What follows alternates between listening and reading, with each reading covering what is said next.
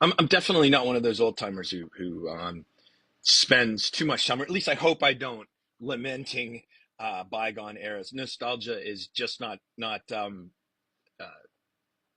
something I spend a lot of time wallowing in at all for any number of reasons, and one of those is it's pretty pointless. But today I was thinking about this the Allman Brothers box set Dreams, and knowing really what the box set itself did for the band when they put it out, when the record label put it out. I mean, they weren't at all involved in their legacy at that point. In 1989, when this thing came out, uh, June 20th, 1989, it was, the band had been broken up.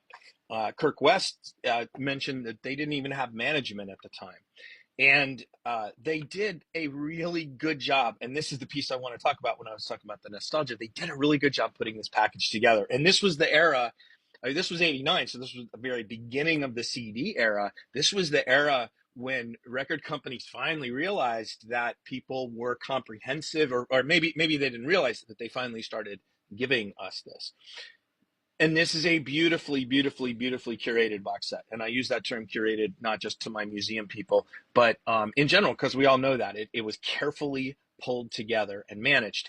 And when mentioning the fact that what Kirk said is they didn't have management, is they actually got the the look right. This feels uh, what what what I would call Southern Gothic to me.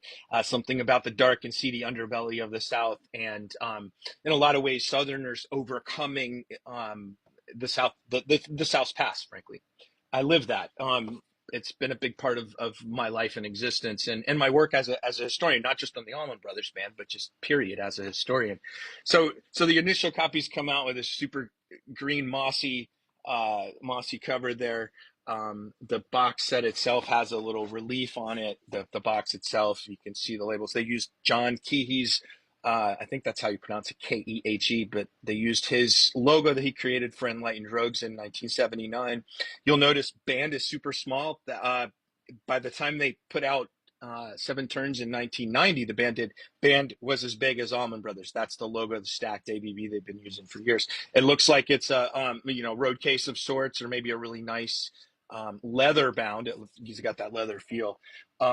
Back of it, likewise, a road case there, and then a list of everything. And it is a comprehensive motherfucker. I'm telling you what.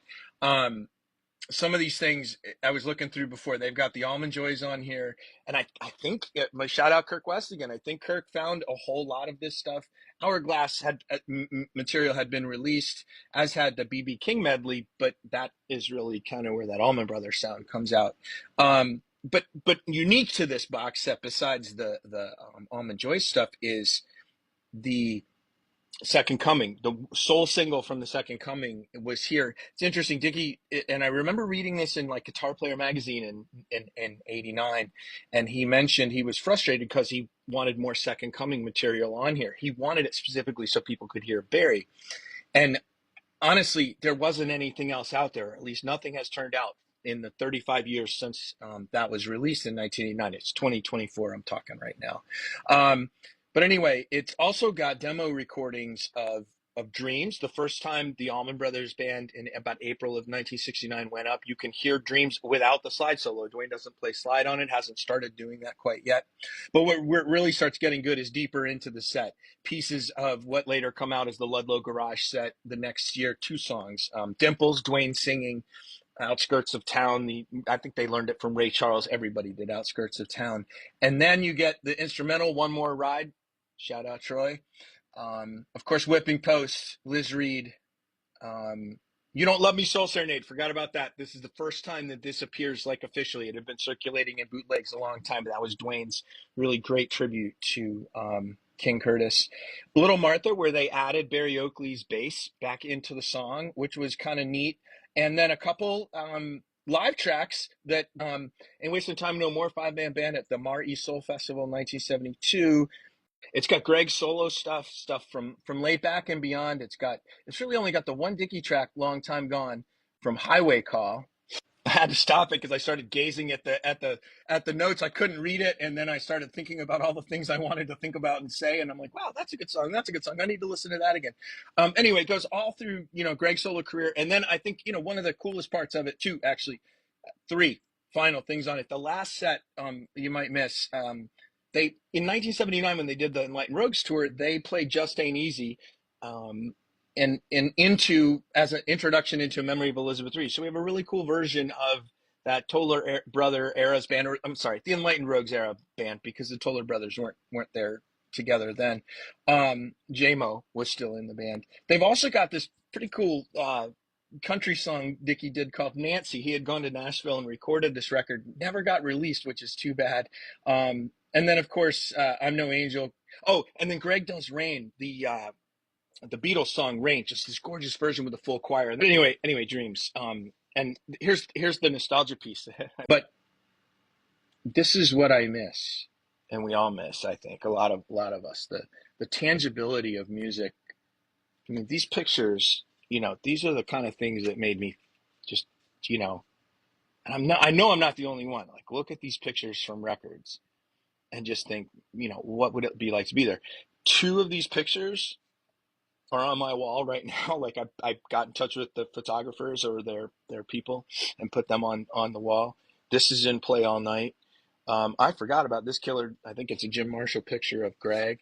I mean, it's just, and it tells a great story. The liner notes are brilliant. This is also actually the first time the Kirk West photos show up. Kirk, who really documented the band for 20 plus years after the reunion, and that's the reunion that started with Dreams. I mean, they put this album out um, and toured it with Warren Haynes, Alan Woody, and also Johnny Neal on keyboards and vocals a little bit and harmonica. They toured it. It was extremely successful and got back together, recorded 7 turns, three really great records with Warren and Woody. But I think the thing is, the band, it began a 25-year reunion that included the divorce with Dickie.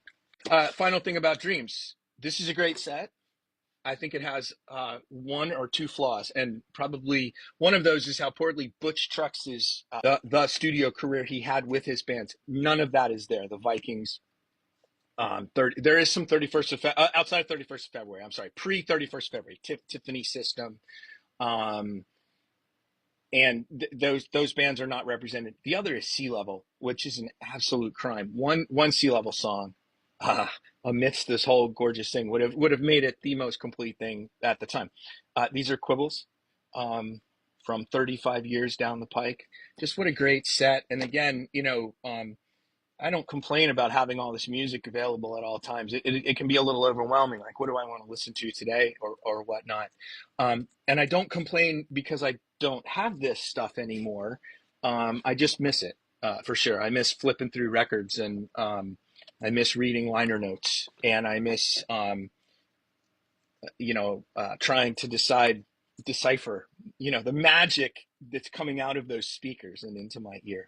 Um, anyway, Allman Brothers Band Dreams box set. It starts, or maybe continues its legacy though of honoring past fallen band members. So Dwayne had gotten Eat a Peach dedicated to him. Barry had gotten Brothers and Sisters, and here's Lamar Williams and Twigs Linden, who had both passed away between their last record and the release of this. So anyway, Allman Brothers Band Dreams, along with the Allman Brothers Band.